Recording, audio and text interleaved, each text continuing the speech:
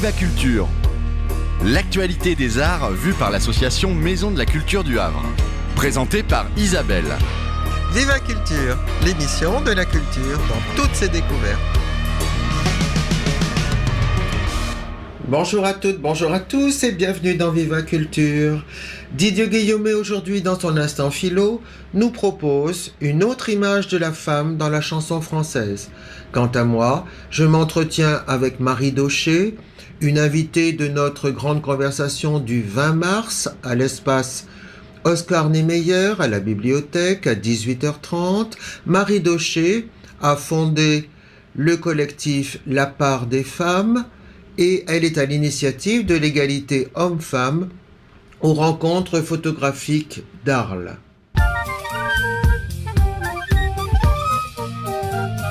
L'instant philo. Une autre image des femmes dans la chanson française. Hier, samedi 8 mars, c'était la journée internationale des droits de la femme. Et le jeudi 20 mars prochain, à partir de 18h, l'association de la Maison de la Culture du Havre organise une grande conversation sur les femmes photographes à la bibliothèque Oscar Niemeyer.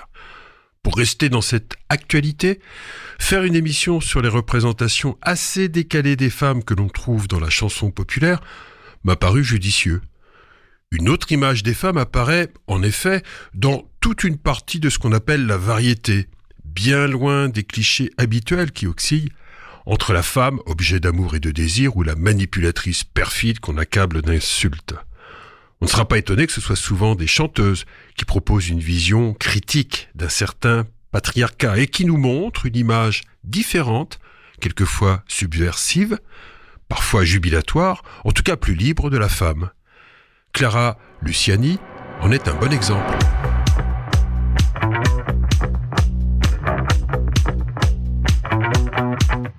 Et toi, qu'est-ce que tu regardes ? T'as jamais vu une femme qui se bat ? Suis-moi dans la ville blafarde et je te montrerai comme je mords, comme j'aboie. Prends garde, sous mon sang la grenade, sous mon sang la regarde, sous mon sang la grenade. Prends garde, sous mon sang la grenade, sous mon sang la regarde, sous mon sang la grenade. Un peu de recul historique montre que les femmes sont présentes depuis bien plus longtemps dans la chanson qu'on ne l'imagine. Mais on a un peu vite oublié ces femmes qui se sont pourtant illustrées au Moyen-Âge dans cet art populaire. On a tous entendu parler des troubadours, mais on redécouvre seulement depuis peu leur acolyte féminine, les Traubairites. Ces compositrices et interprètes étaient souvent des femmes nobles et instruites, à l'exemple de la comtesse Béatrice de Die, née en 1140 et décédée en 1212, qui vivait en Provence. Écoutons le poème en langue romane qu'elle a mis en musique, dans lequel elle se confie mélancoliquement sur ses amours contrariés.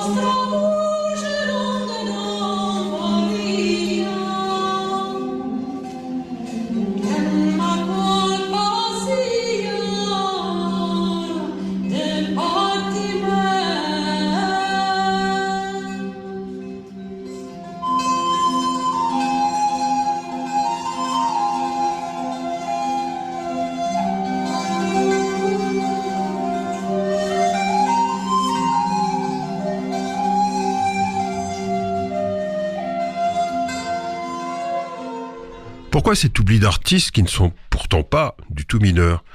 Sans doute parce que pendant toute une période, on n'a pas pris ou plus pris d'ailleurs vraiment au sérieux les artistes femmes. Elles ont été reléguées à une place subalterne d'où elles étaient complètement inaudibles. D'abord, elles ont dû, il est vrai aussi, assumer souvent bien seules l'éducation des enfants et prendre le rôle, plus lourd qu'on l'imagine souvent, de mère. Linda Lemay rappelle toutes les contraintes qui ne laissent guère beaucoup de temps pour se consacrer à autre chose, de ce statut de mère souvent mal reconnu. Une mère, ça travaille à temps plein, ça dort un œil ouvert, ça te garde comme un chien, ça court au moindre petit bruit, ça se lève au petit jour, ça fait des petites nuits, c'est vrai, ça crève de fatigue, ça danse à tout jamais, une éternelle gigue, ça reste auprès de sa couvée, au prix de sa jeunesse, au prix de sa beauté. L'oubli de ce que les femmes ont pu apporter dans l'histoire repose surtout sur une infériorisation méprisante dont Brigitte Fontaine dresse ce constat avec une ironie tout à fait mordante. Je ne pense pas avec ma tête qui sert à la décoration. Je n'ai pas d'âme, je suis comme une bête. D'abord, j'ai les cheveux trop longs. Mes ongles, c'est pas pour griffer, c'est pour y mettre du vernis. L'oreille, c'est pas pour écouter. Pour les connaisseurs, c'est un fruit. Je suis une confiture. Je suis une pâture. Je suis un liseron, je suis un édredon, je suis une poupée et je suis un gibier, je suis la femme. Brigitte Fontaine passe en revue divers clichés qui font de la femme un objet de décoration ou de consommation sur un ton volontairement sarcastique.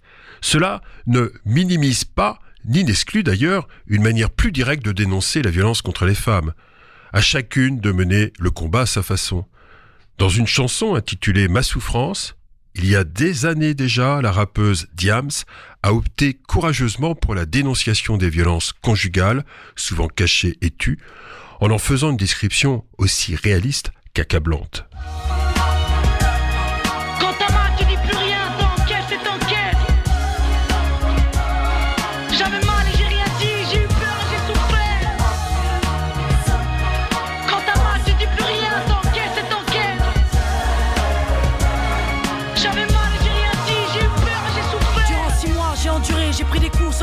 En me promettant que s'il recommençait, eh bien j'allais partir. Mais à chaque fois c'était la même. J'avais trop peur qu'il me tue, trop peur de lui, de ses faits et gestes, peur d'être battu. Il avait réussi à me faire croire que rien ne l'arrêterait, ni la police, ni ma mère, ni mon espoir. Pourtant y a pas de sérum, maintenant je le sais. Y a pas de sérum pour effacer toutes ces traces qu'il m'a laissées. C'est en rentrant mardi avec du sang sur mon visage que ma mère a composé le 17 pour un témoignage.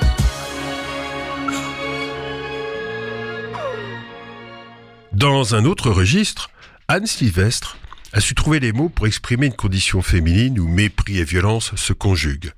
La chanson, Une sorcière comme les autres, fait clairement référence à ces milliers de femmes persécutées et exécutées du XVe au XVIIIe siècle en Occident, sous prétexte d'actes de sorcellerie. Plus sûrement parce qu'elles ne se pliaient pas aux normes sociales. Vous m'avez aimée servante, m'avez voulu ignorante. Forte, vous me combattiez, faible, vous me méprisiez. Vous m'avez aimée putain, et couverte de satin. Vous m'avez faite statue, et toujours je me suis tue. Quand j'étais vieille et trop laide, vous me jetiez au rebut. Vous me refusiez votre aide quand je ne vous servais plus. Quand j'étais belle et soumise, vous m'adoriez à genoux. Me voilà comme une église, toute la honte dessous. Ce n'est que moi, c'est elle ou moi. Celle qui aime ou n'aime pas, celle qui règne ou se déplace. Joséphine ou la Dupont, fille de nacre ou de coton. Mais c'est mon cœur ou bien le leur, celle qui attend sur le port, celle des monuments aux morts, celle qui danse et qui en meurt, fille bitume ou fille fleur. Et c'est ma mère ou la vôtre, une sorcière comme les autres. Dans ce mépris de la femme, il y a aussi évidemment la réduction à des stéréotypes physiques et sexuels que la chanteuse Mathilde dénonce avec colère.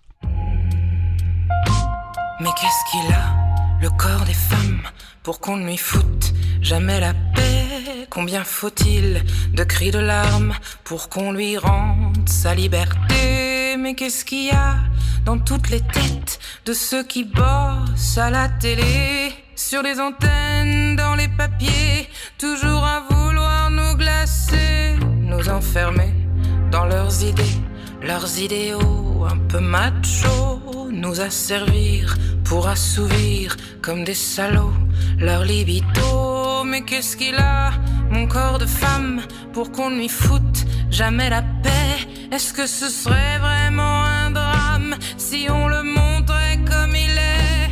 Le corps des femmes porte leurs âmes, porte la vie, porte leur drame. Le corps des femmes, leur seule maison, toujours saccagée sans raison.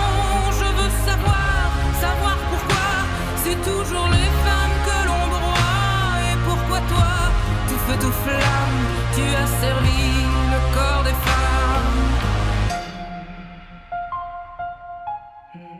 Au demeurant, ce refus d'être réduit à un modèle de corps adapté aux critères normatifs de la beauté féminine et du regard masculin ne conduit pas nécessairement au puritanisme dans le monde de la chanson, et c'est heureux.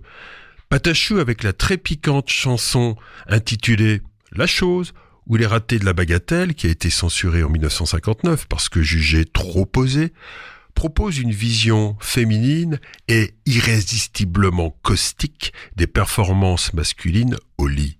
Il y a ceux qui font la chose en regardant le plafond ou en comptant les mouches qui sont sur le guéridon. Il y a ceux qui font la chose en pensant à l'argent et ceux qui ne pensent à rien parce que c'est fatigant. Il y a ceux qui font la chose en se demandant pourquoi et ceux qui font la chose comme s'ils étaient en bois. Ceux qui, pendant la chose, se mettent à bégayer et qui s'étonnent après d'avoir déquintuplé. Il y a ceux qui font la chose en chantant une chanson, en battant la mesure, en tapant du talon.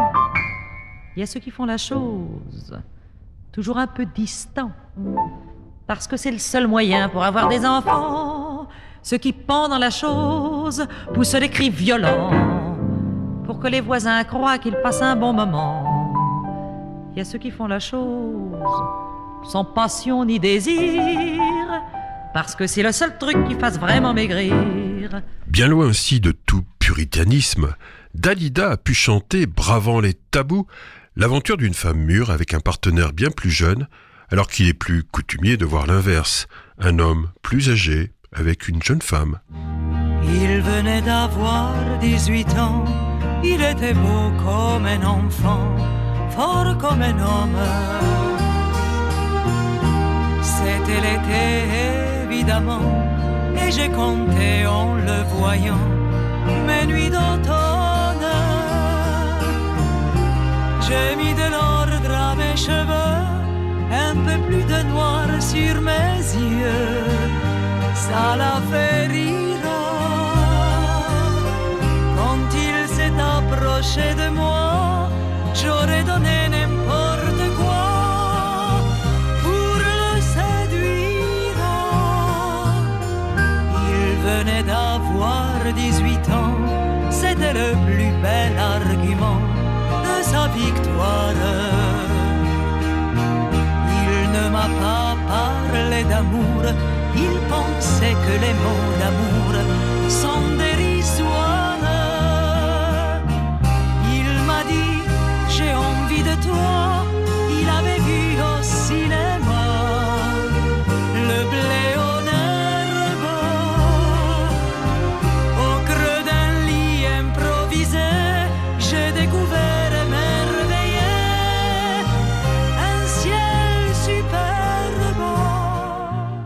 parallèlement à la revendication d'une plus grande liberté des mœurs, on trouve chez certaines interprètes le souhait de sortir des stéréotypes genrés dans le comportement amoureux. Diane Tell porte ainsi une revendication d'une plus grande prise d'initiative des femmes dans la relation amoureuse, dans une chanson intitulée « Si j'étais un homme ». Je t'offrirai de beaux bijoux, des fleurs pour ton appartement, des parfums à vous rendre fou, et juste à côté de Milan, dans une ville qu'on appelle Bergame, je te ferai construire une villa. Je suis femme, et quand on est femme, on n'achète pas ces choses-là. D'autres femmes expriment aussi la volonté de rééquilibrer les rapports amoureux et affectifs entre hommes et femmes. En amour, une femme peut ainsi revendiquer d'être aimée comme elle aime. Jean-Paul Sartre estimait que la personne qui aime, sans attendre une vraie réciprocité, est dans une position d'infériorité, voire, dit-il, de masochisme. Pourquoi une femme supporterait-elle cette situation de déséquilibre, source de tourment ? C'est ce que Zao de Sagazan exprime avec force. Je t'aime passionnément, tu m'aimes suffisamment pour que je reste. Mais pourquoi je reste ? Sûrement parce que je t'aime passionnément, tu m'aimes suffisamment pour que je reste. Mais pourquoi je reste ? Ce petit parcours du côté d'image déconstruite de la femme dans la chanson ne peut s'achever sans rappeler qu'une lutte est toujours à mener. C'est que de nos jours, les États qui ne respectent pas les droits élémentaires des femmes sont malheureusement légion. La condition féminine reste encore dans bien des situations terribles et la violence ne cesse pas. Il semble dès lors opportun pour conclure d'écouter ou de réécouter l'hymne des femmes dans une version chantée par Mathilde. Au revoir.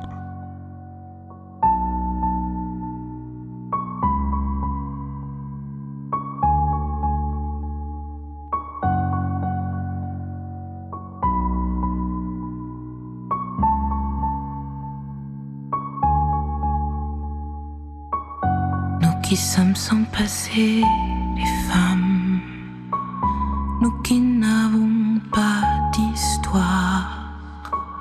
Depuis la nuit des temps, les femmes, effacées de nos mémoires, levons nos femmes esclaves et brisons nos entraves. Debout, debout, debout, debout, debout, debout. Asservi, humilié, les femmes, achetées, vendues, violées, dans toutes les maisons, les femmes, hors du monde, reléguées, levons nos femmes esclaves et brisons nos entraves. Debout, debout, debout, debout, debout, debout.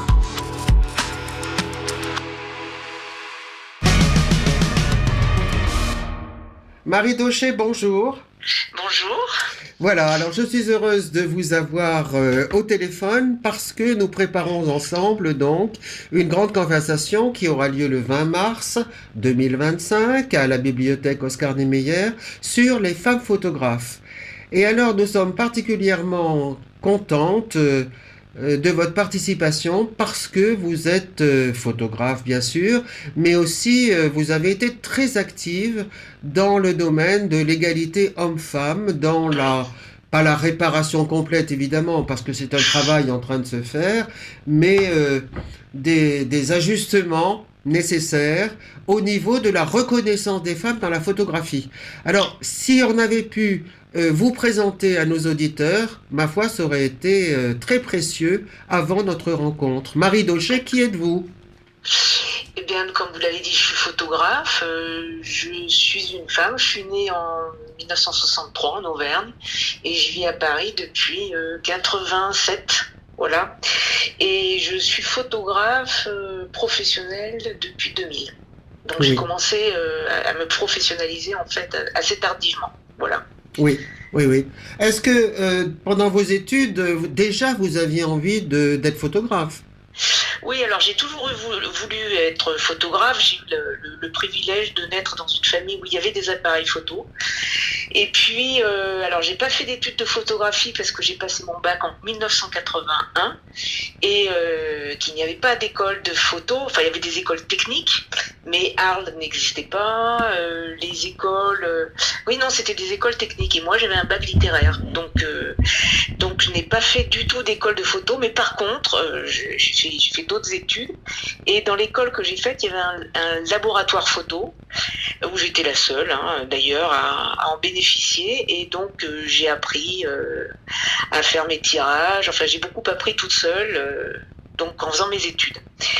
Et puis après, je suis allée à Paris pour travailler et j'ai travaillé dans des entreprises, essentiellement de communication, qui faisaient travailler des photographes dans les studios. Parce qu'avant, il n'y avait pas les banques d'images, etc. Oui. Et donc, je voyais bien que dans les studios, il n'y avait que des hommes. Oui. Et quand ils voyaient que moi, je m'intéressais, ils me disaient « Non, mais ça c'est un métier de femme. » Bon, d'accord, ok. Jusqu'à ce que je rencontre une photographe, vraiment, qui travaillait aussi bien dans un studio et qui aussi avait une activité d'artiste. Et ça a tout changé dans ma vie. Et on était en 94-95. C'est voilà. Ça, dites, pourquoi vous disait-il que ce n'était pas un métier de femme ? Les précarés des hommes sont bien gardés. C'est un peu comme quand j'ai dit qu'il fallait exposer des femmes, on m'a dit mais non, nous n'exposons que le talent. Bon. Donc à partir de là, ça signifie que nous n'en avons pas et que donc les cimaises ne nous sont pas ouvertes. Ah oui. Voilà, c'est quelque chose de très classique, d'éloigner les femmes des endroits qui sont considérés comme masculins, alors que l'histoire de la photographie montre que l'appareil photo a été un outil d'émancipation des femmes, et les femmes ont été extrêmement connues, reconnues tout au long de l'histoire de la photographie. Oui. Et pourtant, vous parlez des années 80, 90. Oui. Je peux vous dire qu'il y a encore des gens qui sont convaincus qu'il n'y a pas vraiment beaucoup de femmes photographes. Oui. Et c'est pour ça qu'elles sont moins visibles. Mais c'est normal aussi, enfin d'une certaine. Bon, alors il y a une grosse part de misogynie là-dedans. Oui. Mais aussi, le métier de photographe est construit autour de l'image d'un homme. Ça a été très imprégné dans des films, dans des films. Il y a des films qui ont montré des hommes, alors soit partant à l'autre bout du monde, soit le fameux film Blow Up avec les photographes. Donc il y a un imaginaire qui est construit autour des hommes photographes. Oui. Donc, voilà. Oui. Et ça contribue effectivement à maintenir un entre-soi qui a quand même beaucoup bougé. Oui. Et puis, il y a que, si on prend dans les écoles d'art, alors moins parce que, encore beaucoup, les femmes ne sont pas enseignées en tant qu'artistes. Et puis, si on prend par exemple l'histoire de l'art, les photographes se réfèrent souvent à l'histoire de l'art. Oui. Et bien, par exemple, si je prends le livre Le Gombrich, qui a eu de nombreuses éditions, qui est traduit dans toutes les langues, qui est la Bible en fait des écoles d'art, qui a formé des commissaires d'expo, des artistes, des journalistes, etc. Oui. Du pariétal jusqu'au XXe siècle, il n'y a pas une femme artiste. Pas une femme artiste. Non, il n'y en a pas une seule. Donc c'est pour ça qu'il y a plein de gens qui, de très bonne foi, dans le métier, on vous dire non, mais les femmes, c'est très récent en fait, c'est normal. Ouais. Ah, oui. Et voilà, c'est pour ça qu'il faut écrire l'histoire telle qu'elle a été. Oui. Alors je crois que vous avez une anecdote aussi, parce qu'à un moment, vous avez fait un autoportrait à la barbe. Oui. Oui, Alors, j'ai même fait plus que ça, parce Oui. qu'en fait, quand j'ai lancé le blog Atlante et Cariatide, où je parlais donc de ce sujet de l'invisibilité, oui, je l'ai fait avec une identité d'homme. oui. Parce que j'avais lu peu de temps avant que, sans surprise, hein, les hommes ne lisaient pas les femmes, ou alors à la marge, et je me suis dit, j'ai pas fait tout ce travail pour rien. C'est vrai. Donc j'ai pris une identité d'homme, ce qui a réussi d'ailleurs au projet, hein, Oui, puisqu'on oui, oui. trouvait cet homme tellement intelligent, pas clivant, etc. Oui. Alors 1 an et demi plus tard, quand j'ai révélé mon identité, j'étais devenue une hystérique radicale, hein, en une soirée. mais en tout cas, ce qui était déjà posé ne pouvait plus être mis en cause, hein, puisque bien sûr. puisque Oui. ça avait été fait comme ça. Et donc, l'autoportrait à la barbe, je l'ai fait en photographie, je l'ai fait après avoir révélé qui j'étais. Oui. Et puis, au moment où j'ai lancé mon blog, je suis également rentrée dans un collectif que l'on clôture d'ailleurs demain, Oui. qui a été très actif pendant plus d'une dizaine d'années, qui s'appelait La Barbe, Oui. où on s'introduisait dans des lieux de pouvoir et avec humour et en enfilant des barbes, des fausses barbes. Oui. Nous félicitions ces messieurs de maintenir le pouvoir entre leurs mains et de chasser de ces salles Voilà. de pouvoir toute femme. Voilà, donc Oui. le début en 2015, a été très marqué par un jeu en fait avec la masculinité. Oui, oui. Enfin, Et- certaines formes de masculinité. je Oui, dirais. c'est ça. Et je crois même des fois qu'on vous a rétorqué, mais enfin non, tu as tort. Adresse-toi, lis les textes de Vincent Oui. David, qui était votre Oui. pseudonyme. Oui.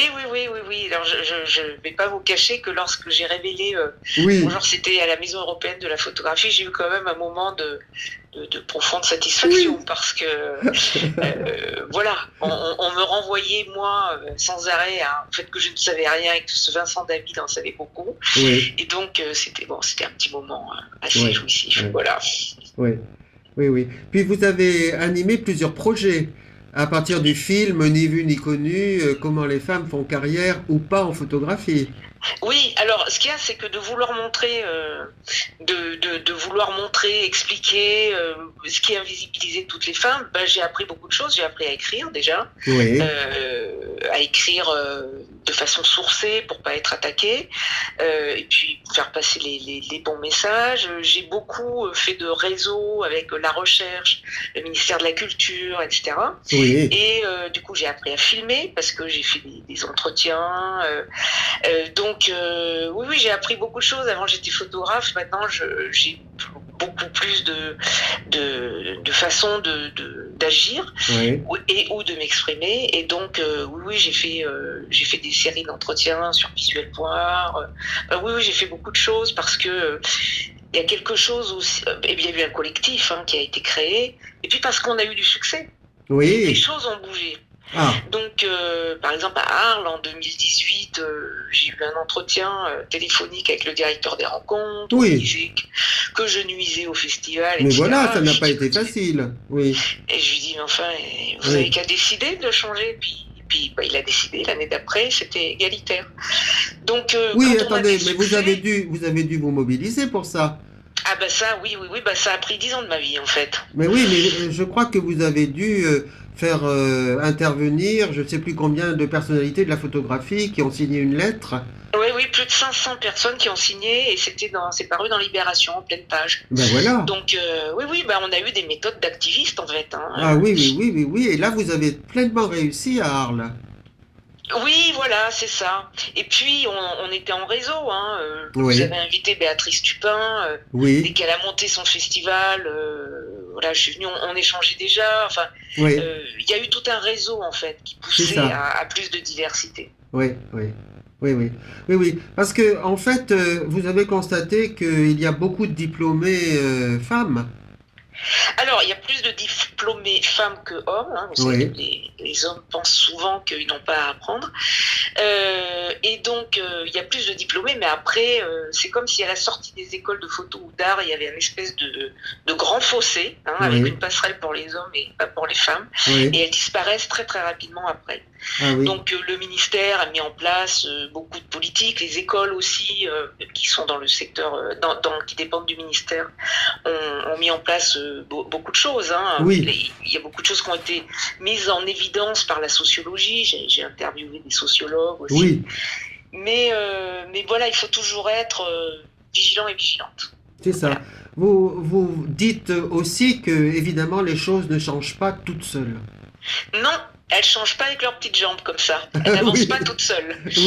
Non, il faut vraiment être vigilante. Alors c'est vrai que quand on est dans un collectif, on est soutenu déjà en collectif. Et puis, vous parlez des collectifs, la part des femmes ? Exactement. Voilà. Donc il y a des gens qui nous écrivent, qui nous soutiennent, qui nous donnent des informations. On est un peu comme un phare. Hein, donc, c'est ça. Donc c'est comme ça aussi qu'on a beaucoup d'informations. Et qu'on peut continuer à agir. Oui, c'est-à-dire vous dites qu'il faut une politique publique volontariste parce que par exemple 20% des artistes seulement femmes sont aidés par des fonds publics. C'est-à-dire que comme jusqu'à présent, jusqu'il y a quelques années, les hommes monopolisaient en fait l'argent public, puisque j'ai interviewé par exemple Agnès Salle, qui est haute fonctionnaire, qui a quitté ses fonctions récemment, mais qui travaillait à la feuille de route égalité et diversité. Moi, quand je l'ai interviewée en 2017, elle commence en disant « Est-ce que le ministère discrimine ? Oui. Il faut que ça change. » Et son travail, c'était de faire changer ça.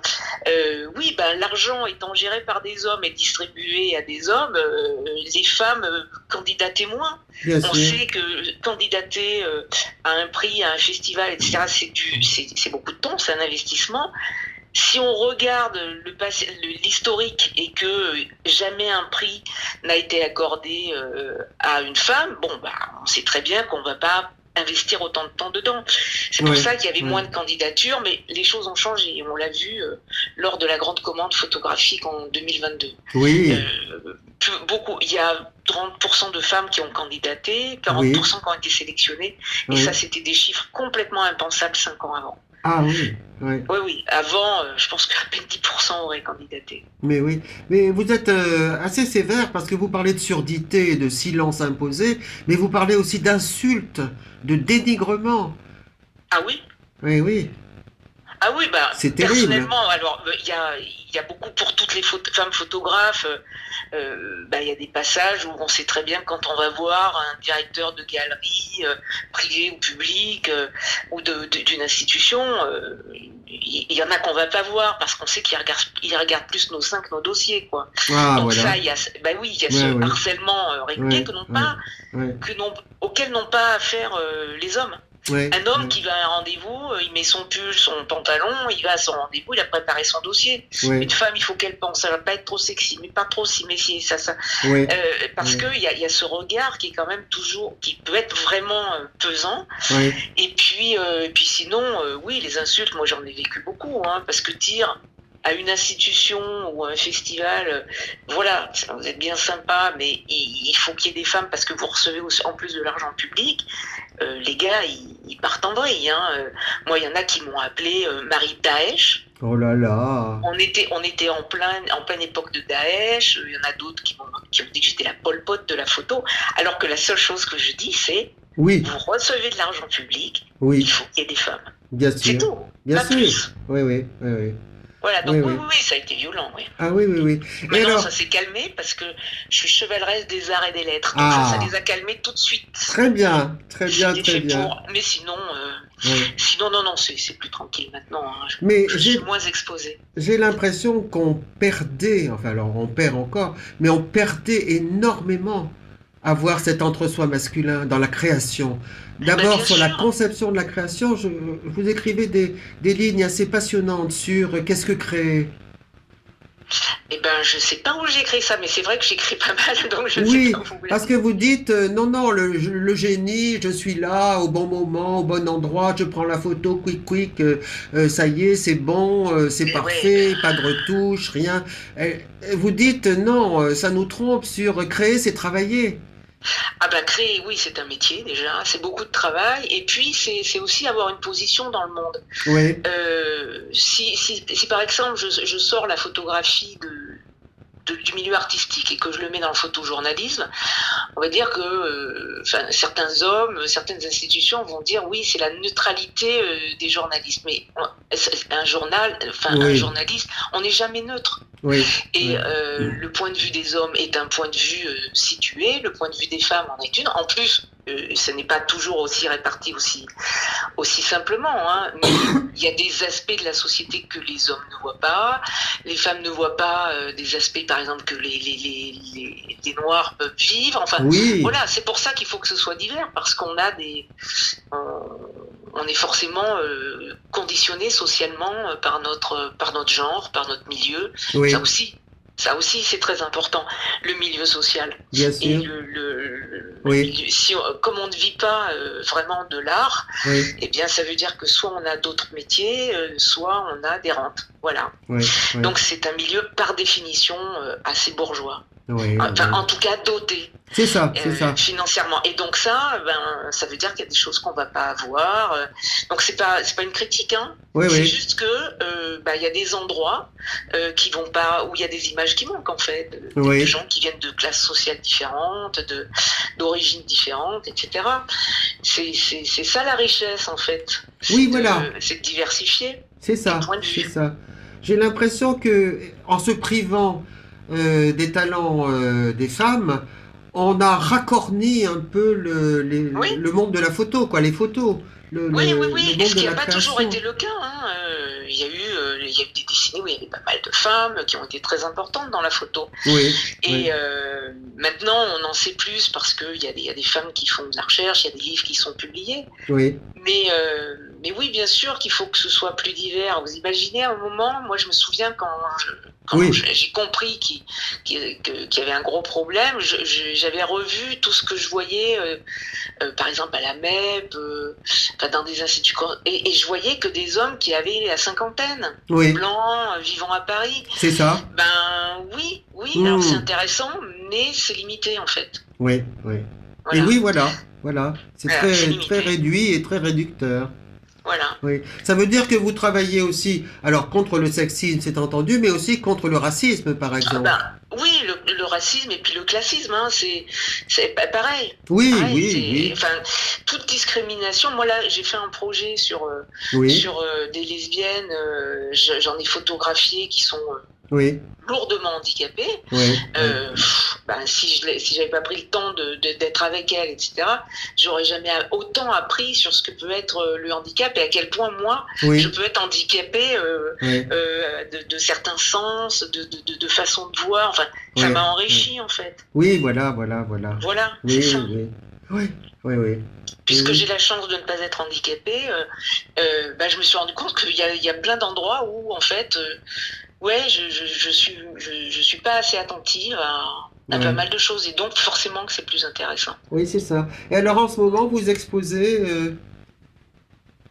Pardon, j'ai pas entendu votre question. en ce moment, vous exposez quelque part? Je viens de terminer une expo là, et puis il y en a une au mois de mai à Besançon. Voilà.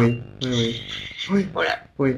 Et la part des femmes est toujours très active. Ce collectif est toujours. Oui, en alors pointe. on a publié une étude en 2024 sur le portrait de presse au prisme des dominations. Oui, Ça nous a demandé 3 ans de boulot, puis alors à diffuser, c'est pas facile, mais bon, on l'a fait. oui. Donc là, on est un petit peu en repos pendant quelques mois avant de reprendre. Voilà, c'est ça. Mais on surveille toujours ce qui se passe.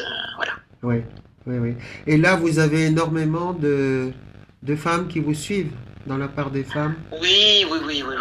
Ça, on est très suivi. Enfin, il n'y a pas un livre qui s'écrit sur la photographie maintenant où on n'est pas cité. Ça, c'est Oui. tous les livres. Vous prenez où on parle d'histoire de la photographie et de l'histoire des femmes photographes. Ça On y est est. dans tous les livres qui sont sortis récemment. Oui, oui, oui, oui, oui, oui, oui. Oui, oui. Ouais, on a très concrètement. Alors, encore une fois, pas seul. C'est parce que on a eu aussi le soutien du ministère quand on a publié des études, parce que je connais bien des gens dans la recherche, on a beaucoup échangé, etc. Oui. Mais c'est vrai que on a globalement changé le cours de l'histoire. Sinon, ça continuait tranquillement qu'avec des gars de 50 ans. Ah, Et je n'ai rien exactement. contre les gars de 50 ans, c'est pas ça. Bien Mais sûr. c'est qu'on continuait en étant assez pauvre, en fait, puisque c'était assez redondant. Mais c'est ça. Oui, Ouais. comment peut-on expliquer cet aveuglement? Parce que là, vous parlez finalement d'une sorte de prise de conscience générale. Peut-être pas générale, mais enfin une grande prise de conscience. Ben, la prise de conscience, oui, ben, ça vient d'un système, d'une idéologie qui s'appelle le patriarcat, Oui. déjà, Oui. qui invisibilise les femmes de l'histoire, de tout. Et puis, moi, j'ai pris conscience de ça, c'est grâce à une exposition que j'ai vue il y a longtemps, qui s'appelait Elle à Centre Pompidou. Oui. C'était Camille Morino qui avait fait cette Oui. exposition qui a duré 3 ans, Qui a qui créé été majeure. Aware. Oui. Et donc, et c'est là où je me suis dit, Oui. il y a un problème. Et puis c'est aussi là où je me suis dit, mais elles existent. Et Mm. moi, je voulais devenir artiste et ça m'a ouvert cette possibilité-là. Je me Oui. suis dit, donc en fait, il y a effectivement des femmes artistes. Ah, Et c'est je peux ça. en faire partie. Oui, oui, oui. La force des représentations, c'est important. Quand on ne voit personne Oui, oui.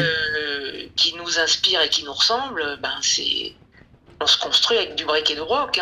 Oui, c'est ça. C'est ça. Ouais. Oui. Oui, oui. Oui. Donc voilà. D'ailleurs, on voit bien quand des fois des femmes arrivent dans des positions élevées, si elles n'ont pas pensé ces questions-là, elles vont diriger comme des hommes et Oui. pas différemment. Donc oui, c'est des choses qu'il faut repenser et c'est très intéressant Oui. de repenser nos positions dans le monde. Voilà. Oui, c'est ça. Et est-ce que vous croyez que... Alors, c'est une question peut-être un peu naïve. Est-ce que vous croyez qu'il y a un regard féminin? Je dirais oui et non. Il y a un regard de femme en tout cas, Oui. parce que les femmes socialement ne sont pas dans la même classe sociale que les hommes. Oui. On n'est pas éduqués pareil, même dans les jeunes générations. On Oui. n'est pas éduqués pareil, on n'a pas les mêmes centres d'intérêt, on nous apprend pas les mêmes centres d'intérêt. Oui. Donc forcément que les femmes vont aller regarder des choses qui les intéressent plus. Oui. Donc elles vont photographier à des endroits différents. Oui. Donc oui. Et en même temps, sur d'autres sujets, elles peuvent être même plus performantes. Sur une question, par exemple, on peut aller sur des terrains de guerre. Les femmes ne sont pas aux mêmes endroits que les hommes et vont plus elles vont plus avoir accès, par exemple, à l'intérieur des maisons, aux femmes. Voilà, Bien il y en a sûr. qui sont au front. Oui. Mais aussi, il y en a d'autres qui racontent la guerre d'un autre point de vue, par Bien exemple. sûr. Oui, oui. Donc, il n'y a pas une photographie, il n'y a pas un regard féminin. Il y a, si on y réfléchit bien, si on fait la démarche personnellement, il y a des endroits qu'on montre qui ne sont pas ceux que montrent les hommes, parce qu'ils ne les connaissent pas. Oui, oui, c'est ça. C'est ça. Voilà, c'est ça. Oui, oui. On a accès à d'autres réalités, et donc c'est ces réalités dont Oui. on parle, en fait. Oui, c'est ça. C'est ça. Parce que dans le cinéma, effectivement, on parle du male gaze, qui consiste à filmer une femme comme un corps, uniquement comme un En corps. photo, c'est pareil. Et en photo, c'est pareil. Ah oui, ça c'est pareil, oui. Oui. Le male gaze, oui. L'appareil photo, c'est simple, c'est un outil d'émancipation très fort, mais ça a aussi servi à transformer les gens qu'on voulait coloniser juste en corps, et les Oui. femmes en objets sexuels. Voilà. Ça a été fait dès le début de la photo. Oui, oui. Donc Oui, oui. c'est un objet à double tranchant. Mhm, mhm. Oui, oui. Voilà, il faut faire attention. Et c'est pas parce qu'on est une femme qu'on fait plus attention à ça. Hein. Voilà. Parce qu'on est baigné dans le même système. Moi, il y a souvent des étudiantes qui nous écrivent. Hein. D'abord, dans les écoles d'art et de photo, 90% des profs sont des hommes. Et n'enseignent absolument aucune femme, ou alors vraiment à la marge. Et donc, elles se retrouvent souvent... leurs travaux n'intéressent pas. Donc c'est compliqué. Il y a quelque chose qui différencie beaucoup les hommes et les femmes dans les études, hein, et partout, c'est que pour arriver à être visibles, elles sont obligées de travailler beaucoup plus. Et c'est ce qui s'est vu d'ailleurs dans les résultats de la BNF, là, c'est qu'il y a eu 30% de dossiers, de candidatures de femmes, mais 40% choisis. Et je pense que Béatrice Tupin pourra vous en parler, puisqu'elle elle dirigeait un des jurys. C'est que les dossiers des femmes étaient mieux préparés, mais parce que on sait que c'est plus dur, en fait, pour nous. Vous pensez que c'est ça? C'est pas plutôt aussi une sorte d'esprit de sérieux, quoi? On fait les choses bien. Oui, mais aussi c'est parce qu'on sait que c'est plus difficile. Ah oui, d'accord. Et puis que les hommes ne sont pas servis en fait par la facilité. Hein. Mais non. Ils ont tellement l'habitude d'avoir des récompenses, etc., qu'ils vont pas travailler le dossier autant. Voilà. Et maintenant que les femmes candidates, ils se retrouvent en face de dossiers qui sont mieux préparés. Oui. Donc c'est bien pour tout le monde. Hein. C'est ça. Le sexisme finalement nuit à tout le monde. Voilà, c'est ça. Oui. C'est ça. Bon, et puis par ailleurs, il y a des hommes photographes qui ont beaucoup récemment, qui ont plutôt jeunes, qui réfléchissent quand même pas mal à ce qu'ils font, avec qui on échange beaucoup. Donc j'espère que ça va pouvoir changer déjà dans les pratiques. Oui. Écoutez, Marie Daucher, je suis très contente de cet entretien qui prépare alors à merveille notre prochaine rencontre le 20 mars, où nous serons vraiment très très heureux de vous accueillir. Merci beaucoup Marie Daucher. Merci. Vous venez d'entendre Viva Culture, une émission proposée par l'association Maison de la Culture du Havre, présentée par Isabelle Royer, réalisée par Mathieu Le Chevalier. À notre agenda culturel, notez donc le festival Are You Experiencing. Il dure du 28 mars au 3 mai dans plusieurs lieux du Havre. C'est une exposition de photographie connue maintenant et reconnue sur la place du Havre et en Normandie. Je vous souhaite une bonne semaine, adhérez, réadhérez et rendez-vous le 20 mars à notre grande conversation sur les femmes invisibles, le regard des femmes photographes. Au revoir.